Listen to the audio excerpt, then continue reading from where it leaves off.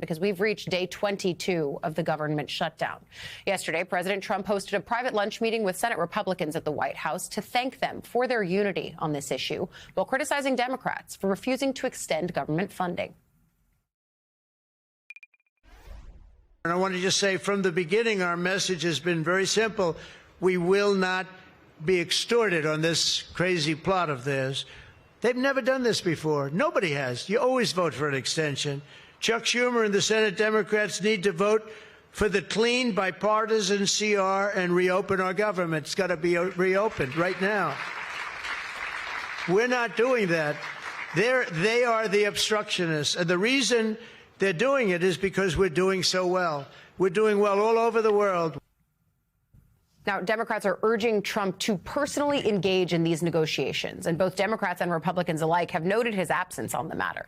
Yesterday, Senate Minority Leader Chuck Schumer and House Minority Leader Hakeem Jeffries contacted the president to request another meeting. It'd be their second if he did it, but he rebuffed the request, telling reporters last night he'd love to meet, but, quote, we want the country open first. Republican Senate Majority Leader John Thune doubled down on that stance then. And while negotiations are still trying to be settled, Thune and House Speaker Mike Johnson both said yesterday that the November 21st funding deadline in the already passed Republican bill might actually need to be extended if this shutdown continues to drag on. Setting a new stopgap date would require Johnson to bring the House back to the Capitol, something he's avoided so far for about a month now. I want to bring in MSNBC White House correspondent Akayla Gardner and congressional reporter for Punchbowl News, Max Cohen. It's so great to have both of you here. So the fact that Trump, Max, is saying no to meeting with congressional Republicans at this point means that all of these cries from Democrats and Republicans alike for the role that he could play here for now falls on deaf ears. If Trump's not involved, where's the off-ramp? Yeah, that's correct. And there's no off-ramp in sight. I'm glad you mentioned that to start off with. Yeah. The story here actually is that Republicans in Congress are fearful that Trump might actually want to cut a deal with Democrats, right? Because Donald Trump looks at poll numbers very closely. He's tracking the battle for the House in 2026. And he's keenly aware that if the Obamacare subsidies are not extended, which is what Democrats are asking for, this could politically harm Republicans.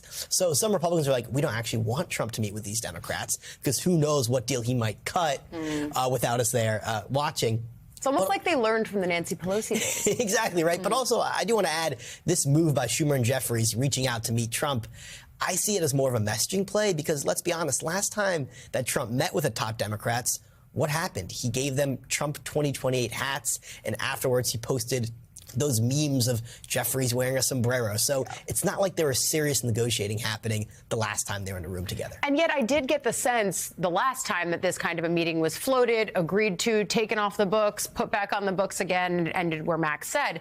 The sense that I got from that one, Akayla, was the White House was almost concerned that it would look like they were stonewalling. What's their mindset on this now? They're willing to celebrate in the Rose Garden with almost all Republicans, except for Rand Paul, who wasn't invited once again because he hasn't been voting with his party on the shutdown. But how are they looking at this moment, given the backdrop that Max lays out? Well, I think Senator Thune was a really key part of the reason why that first meeting happened. And that was why I was watching that lunch so closely yesterday to see if that there was going to be time for them to have private conversations and if the needle was going to be moved at all. But Thune talked to reporters after, and it doesn't seem like that's changed.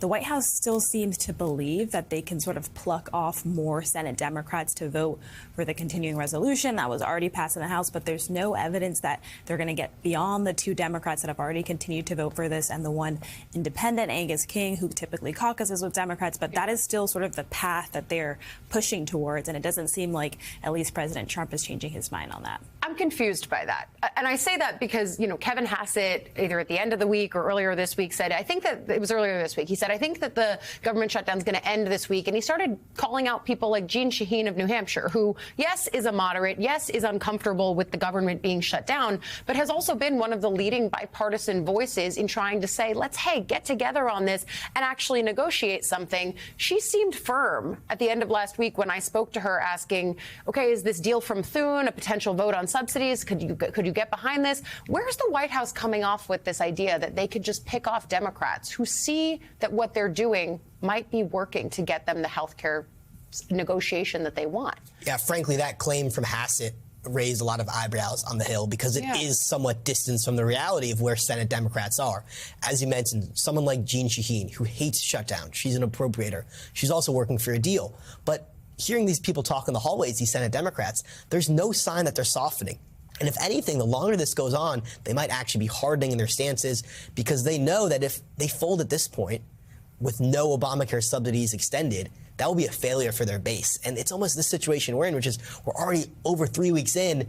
It's getting harder for Democrats to back out because they've promised their voters we're going to fight for health care. How can they then go and vote for that Republican CR without any health care provisions and say to their base, hey, sorry, we did the best we can? That's not going to fly. Yeah, I also think that with the base broadly, even some kind of win on subsidies still might not be enough because there's so much pent-up demand for fight and resistance from the base. That's a different discussion, though. I think, Kayla, you also talk about the way that the White House might not be doing active negotiating, but they're doing a ton of trolling. What does that look like, and why is it helpful here?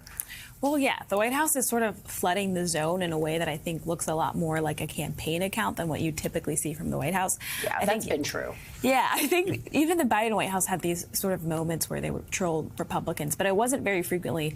We're seeing the White House do that all the time, and it really reflects how the president approaches social media. He's on social media all hours of the day, very frequently, posting things that are, quite frankly, seen as controversial a lot, and the White House is really leaning into that, sort of kind of building off of the things that we see the president post on Truth Social and using it as a way to generate headlines, to generate controversy. We saw the White House just last week join Blue Sky, and they made headlines for that too, sort of stepping into a space that is really seen as an alternative to X and frankly where the users tend to be more progressive. Yeah, I mean, the shock value on social media has always been really a feature, not a bug, of the president's social media strategy writ large. It's not just the social media. He's calling the head of the Office of Management and Budget Darth Vader. That's literally how he introduced him at that Republican lunch yesterday. So he's fine with this idea that they are, almost casting themselves as a villain in this and ripping out government programs that he says benefit Democrats, but in fact are relied on by Americans of all political stripes.